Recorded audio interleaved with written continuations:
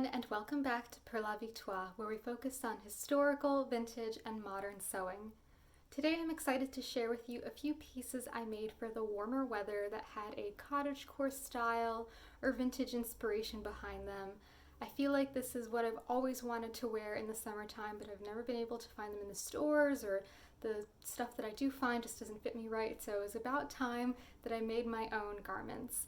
And I'm really excited to share those pieces with you today and describe all of the sewing techniques, patterns, and fabrics that I used on those projects. So to start with, I did a little bit of an assessment on my current summer wardrobe and realized where the wardrobe gaps were. In particular, I really didn't have any kind of cotton blouses. Most of my blouses, including this one, are polyester, and I live in the Northeast United States where it can get really hot and humid in the summertime, and polyester is definitely not the thing to wear. So I knew I needed some kind of breathable cotton blouse. Another gap in my wardrobe were long skirts. I have found that I much prefer wearing long breathable skirts than shorts or shorter skirts or skirts or anything. I'm just so much more comfortable in a long skirt, and I found myself wearing lots of my historical petticoats in the summertime, but those then weren't really practical because they were too long and too much fabric, and it just wasn't working. So I needed something in between my long historical petticoats and shorts.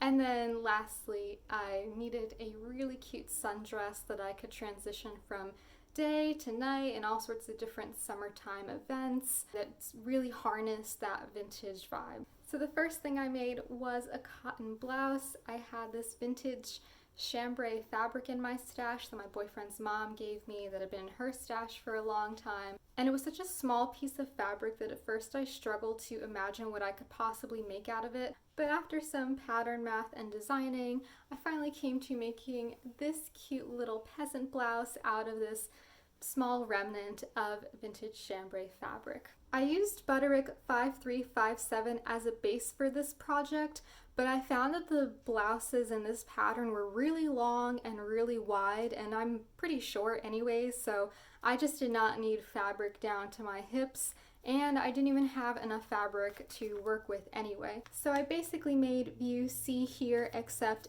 I removed the fabric bow at the neckline that just seemed a little kind of childlike and superfluous. I didn't need something kind of getting in the way, and I shortened it by about 4 inches, and I kept the sleeves as they were. So the sleeves are a great length. They're kind of in between elbow length and short sleeves, which I find really comfortable and versatile. The sleeves have a band sewn to the inside, and through that band is threaded some elastic, which gives a little ruffle at the end of the sleeve and allows the sleeve to fit closely to my elbow bicep area. And because of all the elastic in this blouse, I can wear it either as a square-necked blouse, or I can pull it off my shoulders and wear it as an off-the-shoulder blouse. Because of the elastic in the sleeves, I can also push those sleeves up to make them look more poofed, or I can kind of push them down closer to my elbow to distribute the poof a little bit. So much versatility in this blouse, and I have worn it so much. It's so comfortable, it's so breathable and lightweight. This fabric is amazing. I feel like they just don't make fabrics like they used to, or maybe I'm just looking in the wrong places for fabric, because I have not seen a fabric this finely woven and lightweight at a place like Joann's or something. I think it's a really high quality shirting. Basically, this blouse is a raglan sleeve blouse. I remember making a bunch of these for Renaissance fairs years ago. They're super easy and fast to make, and it only took me a few days to make this. In fact, the most time-intensive part of the project was just fitting the pattern and making sure that I could fit the pattern pieces onto my limited fabric. And on the inside, I assembled the entire blouse with French seams. I even French seamed the armhole seam so that way there's no raw edges to rub up against me. The only thing I would change is I feel like the arm size a little bit high and close, or maybe I just used elastic that was a little bit too tight in the neckline. So I feel like when I wear this as a square-necked blouse covering my shoulders, it just feels a little bit tight under my arm. But it's such a lovely blouse, perfect for summer, spring, and fall, wonderful for layering, and super comfy. Next, I started making the skirts. And for those, I loved how the skirt portion of my McCall's 6503 dress turned out so much that I decided to try using the skirt pattern pieces on their own to make a skirt. I used to think that the best way to make a vintage style skirt was to cut two rectangles, sew up the side seams, gather them up at the waist, and sew that to a waistband. But that does make a very bulky waistband. It takes up lots of fabric, and sometimes it's just a little bit too full, especially when it's super duper hot. I don't want so much fabric around my body. And I feel like McCall's 6503 is a great in between in terms of super full skirts and narrow A-line skirts, because basically these are A-line skirts with some fullness. Now that I have made a few of these A-line skirts gathered or pleated at the top, I am absolutely sold that this is the superior way to make a skirt instead of the gathered rectangle method. It just lays better on the body, there's less fabric tangling around your legs, it takes up less material, there's less bulk at the waistline. So if you are also looking for a way to make your full rectangle gathered skirts maybe a bit more flattering and comfortable, try maybe taking a wedge out of the top along the side seams to turn that into a bit more of an A-line. So for this version, I made it out of a blue quilting cotton from Joann's that had this really lovely watercolor flower print. Not really sure exactly what's going on, but it's super cute. I love the different shades of blue. Blue is one of my favorite colors to wear, and I especially associate it with the summertime, so this felt like an easy pick for a summertime skirt. I think I only had maybe 1.5 yards from Joann's when I bought it. That was all that they had left on the bolt. I squeezed out the skirt from every last scrap that I had of the fabric.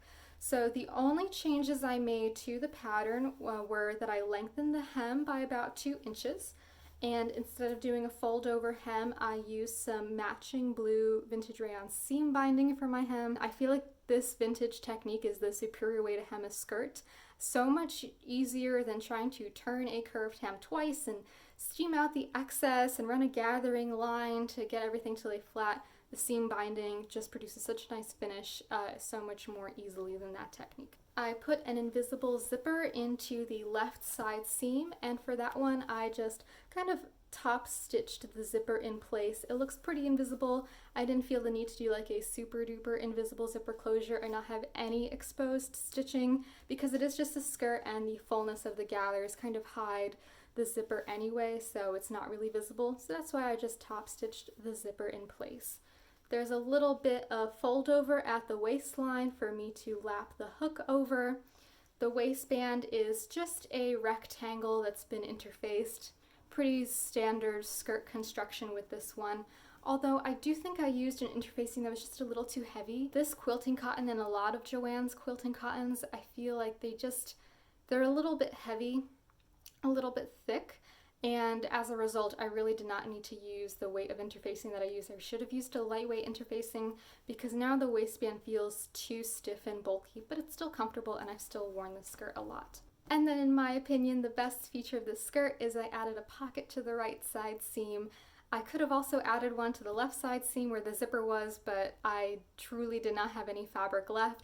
I love how this skirt drapes because of that gathered A-line shape. I think it's really flattering. The fullness of the hem, it's just the right length. It was a super fast make and pretty cheap too, considering I just had to buy 1.5 yards of fabric for it. So highly recommend trying out this skirt style if you're interested in adding more easy to wear vintage style skirts to your wardrobe. I was also really inspired by the button front skirts of the 1950s to the 1980s. It also seems like this style of skirt has become really popular recently because I've seen lots of modern versions of it pop up on Instagram. I really wanted an easy breezy button front skirt like this to wear, so I brought out my trusty McCall's 6503 yet again. I think that makes number 4 of this skirt version in my wardrobe to make this lovely yellow linen button front skirt. This gorgeous warm marigold yellow linen fabric was originally purchased from Fabric Mart Fabrics a few years ago. Interestingly, this fabric was actually left over from an 18th century petticoat that I made a few years ago, so it was great to be able to use up those scraps into this lovely skirt.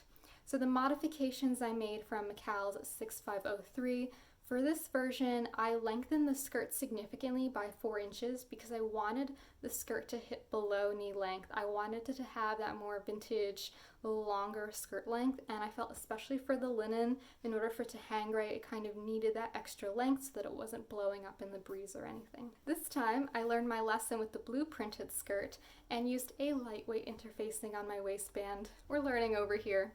I also modified the skirt so that it had obviously the seam in the center front because the pattern has the skirt fastening in the side seam. So for that, I just made sure that I cut the center front of the skirt instead of on the fold, that I cut it with seam allowance and enough seam allowance so that it could fold over and create the button placket. I think my button placket is 1.25 inches, plus I added 1/2 inch of seam allowance. And then for some reason I decided that I didn't want to have any visible machine stitching on this skirt, so I flat felled the side seams by hand, which was a lot of fun, and I also sewed down the front placket flaps by hand. This actually went surprisingly quickly. It only took a few evenings of hand sewing and was a great way for me to practice my hand sewing as well. You'll see that I am an absolute convert to these rayon seam binding hem technique because I used it on this skirt as well. Here, however, I've used an uncharacteristically bright and contrasting rayon seam binding in orange. At the time, I thought that this was the closest color of seam binding I had in my stash for this skirt, and then immediately, not even 20 minutes after I finished hemming this skirt, I found beige rayon seam binding in my stash, which would have matched so much better and not contrasted as much. I had literally just used this beige rayon seam binding a few weeks ago for a Victorian sewing project to make bone casings and finish off the seams of the bodice on the inside. I don't know how I forgot that I had that in my stash, but I did. Here we are, and now we have a fun contrasting hem. So when I walk, you can see the little flash of orange. It's kind of cute. I do think it's fun and appropriate for summer. And let me tell you, a linen skirt like this is so comfortable to wear in the warmer months. I have been reaching for this almost every other day. I have worn it with so many different tops. It is so comfy. Linen really is a wonderful fabric for warmer temperatures. It's just so cool and swishy and comfortable. Can't even describe it. You're just gonna have to take my word for it that the linen skirt is super duper comfortable. And then finally I finished off the skirt with some self fabric covered buttons. This was my first time using a fabric covered button kit, and I found it much easier than I thought it would be. I'm actually surprised it took me this long to try one of the kits. And these are just so stinking cute, these little fabric covered buttons. And then at the waistline, I actually found that because these are shank buttons, the buttonhole was kind of pulling away from the button, or was kind of moving the button out of place on the shank. So I just hand stitched in some snaps at the waistline so that I could get a close, correct fit on the skirt waist without worrying about the button popping out or pulling off or kind of shifting to the side or anything. I highly recommend that as a little sewing hack to just add those hidden snaps on the waistband to take the strain off of these buttons. When it came to the summer dress that I wanted, I knew I wanted something that was really vintagey and cottagecore style. I was inspired by the dress that Marilyn Monroe wears in that, I think it's 1957 image for Life magazine with the blue gingham dress and the gathered bust. I wanted a full skirt, and I ended up making this lovely swishy summer garment. The fabric is this super cute cream cotton with a tiny print of butterflies and flowers in different shades of blue. My mom actually got this fabric for me from an estate sale, and because of that, it was already cut up into small scraps or left over from something. I had barely 1.5 yards of fabric, and what I did have was cut into various pieces already, so I was extremely limited in what I could make. But I ended up finding the absolute perfect design to go with this scrap of fabric, which was based on McCall's 5094. This pattern is absolutely so cute. I just love the different views in the pattern. This little, like the bow on the strap, or like these tie straps. I was really drawn to the midriff and the gathered bust. I feel like not only is this kind of trendy right now with the milkmaid dresses, but it's just a classic summer dress aesthetic. I actually got this pattern from a Facebook D-Stash group, and I find so many wonderful like 80s, 90s, early 2000s patterns on that group, and you can probably find them on similar Facebook D-Stash groups for your location, for your region. It's just a wonderful way to buy lots of patterns that otherwise you wouldn't be able to find, or would be more expensive to order one at a time from eBay or something. So definitely, if you're interested in finding more cute vintage or Y2K styles like this, try to find one of those Facebook pattern D-Stash groups. Amazingly, this pattern includes finished bust measurements on the back of the envelope.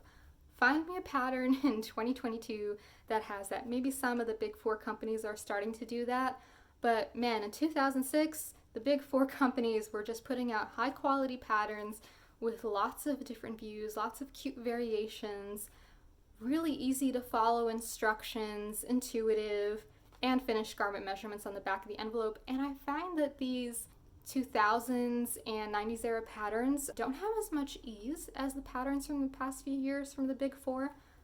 I don't know what's going on at the big four pattern company headquarters, but these patterns are where it's at. I did make a few modifications to the pattern to fit the fabric that I had available and the look that I was going for. So starting from the bottom up, the pattern calls for a circle skirt, and there was no way I was going to get that out of the limited fabric I had. So surprise, surprise, I used McCall's 6503 yet again for its wonderful gathered A-line skirt option. This time, however, I cut the largest skirt size in the pattern, which is like a 12, so basically made it an inch larger at the side seams than I usually do. I also made it an inch longer because I wanted to take advantage of my pre-cut bits of fabric to get as long of a skirt as I possibly could. I altered the pattern so that it had a center back seam for the center back zip of the dress. And instead of doing the turn twice hem, yet again, I finished off the hem with rayon seam binding, this time using the lovely beige seam binding that I really should have used for that yellow linen skirt. Oh well. The dress is lined in some super fine, high quality white cotton sateen that I actually also got from Fabric Mart Fabrics many years ago. I think the brand is Michael Stars, so it was one of their designer bolt end remnant kind of fabrics. And it really has been the best cotton sateen that I've ever used. It's super lightweight and wonderful for linings. And actually with this project, sadly, I used the very last bit of that fabric that I had. Now I need to find another wonderful lining fabric, but that'll be an adventure for next time. The pattern calls for the bodice to be lined, but I actually wanted the skirt to be lined as well. I was concerned that the light colors of the fabric would make the skirt a little bit see-through, and then I also wanted to add some more puff to the skirt so that I wouldn't have to wear a petticoat or anything with it to get it to properly flare out. So basically I just made an entire second version of the dress out of that white cotton sateen fabric. The lining is hemmed just 1/4 of an inch shorter than the outer skirt. That way the lining won't peek out when I wear it. It is so comfy and cool. If you haven't tried lining your garments in a lightweight cotton fabric, I highly recommend it. The dress closes in the back with an invisible zipper that I actually inserted by hand. So it's a hand-pricked zipper. Basically, I sewed small back stitches along the zipper to secure it in place. And then on the inside of the dress, the lining is hand whip stitched to the zipper tape to make sure everything is fully encased. There is not a raw edge in sight. And then there's just a hook and eye at the very top of the zipper to keep that firmly closed on my body. The pattern itself actually doesn't have a lot of gathering in the bodice, and the gathering it does have is very localized to both areas over here. I wanted more all over gathering on the bodice to get that milkmaid dress look without being too extreme, so I just cut an extra inch of width on each side of the bodice, and then I extended that gathering all the way through the center front of the bodice as well to get that full gathered look. I also found that, and I don't know if this is because I have narrow shoulders and a narrow torso in general, but I found that the center front of the dress gaped a little, especially when I bent down. It gaped, so I went back in and I stitched a channel for elastic by stitching the seam allowances together to the lining, and I just threaded a narrow elastic in there. It's not visible at all. I think when I'm wearing it, it just looks like the normal gathering of the dress, and it just means that when I bend down, it keeps the dress snug to my chest. No wardrobe malfunctions to be had here. Lastly, this pattern had kind of chunky shoulder straps. They flared out over the shoulder, and I felt that that was a little bit of a dated detail and would probably overwhelm my small shoulders anyway and end up slipping off or kind of going over my shoulder. So instead, I adjusted the straps so that they were just a 5/8 of an inch wide when finished, so it's just a rectangle sewed together, turned right side out, pressed. Lovely. It's just wide enough to cover my bra straps. It's not so wide that it looks too chunky with the proportions of the dress, and I think it's just a wonderful final delicate detail. I absolutely love this dress. This is one of my favorite things I've ever worn, just from the sheer aesthetics of it. I think the pattern and the fabric were a perfect match for each other. I think having the full lining really is what this dress needs to have that wonderful fullness of the skirt without it being too full and costumey. When I wear this dress, I feel like I am on the French Riviera, or like I should be in a field picking blueberries in a basket or something equally superfluous, and that is just how I want to feel in the summertime. It's cool, it's lightweight, it's super cute, and checks off all of my vintage aesthetic boxes. Thank you so much for watching. If you enjoyed this video, please leave a like down below. And I'd love to hear what is your favorite of the 4 summery cottagecore vintage inspired garments that I made. So please leave a comment down below with what your favorite is or what you would have done differently. If you'd like to see more vintage, historical, and sewing content, please subscribe to my channel and turn on notifications so that you know when I post a video, because I don't really have a set video posting schedule. It's just kind of when I have time to do it, I do it. And I don't want you to miss out on any fun videos. Thank you so much for watching, and I hope you have a great day.